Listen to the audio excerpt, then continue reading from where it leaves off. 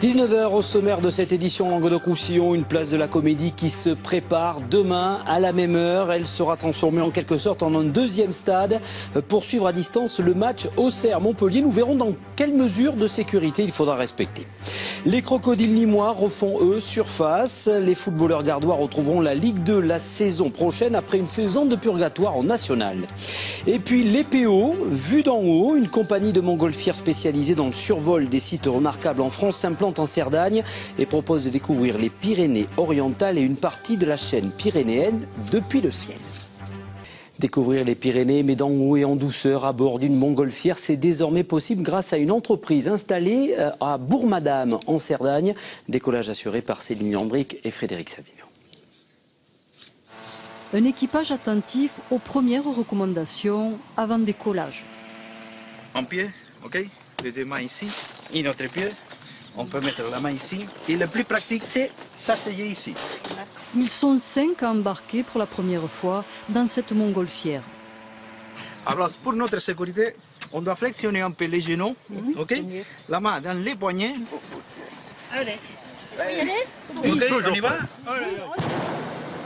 Un ciel parfaitement dégagé pour un décollage tôt ce matin. La Cerdagne et les Pyrénées se révèlent peu à peu.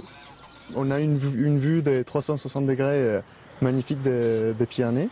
Et au début aussi, quand on monte, on pense qu'on va lentement, mais d'un coup, on se rend compte qu'on est déjà à plus de 600-700 mètres, donc c'est assez impressionnant, mais c'est super joli. C'est très beau, hein, on ne s'y attendait pas à ça. Bon, c'est tout doux, un silence, c'est magnifique. Hein. J'avais un peu l'appréhension comme ça, mais on sent rien du tout. Depuis le temps que j'en avais envie, et mon mari m'a offert ce voyage pour mon anniversaire. Alors je suis très très heureuse et vraiment très impressionnée.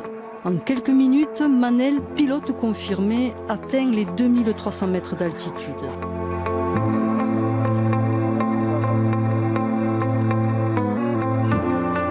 Le montgolfière ne peut pas diriger, seulement on peut monter ou descendre. Alors on s'approfite de la direction du vent. Après 1h30 de vol, Manel choisit un lieu d'atterrissage sur la commune de Bourg-Madame. Et en touche.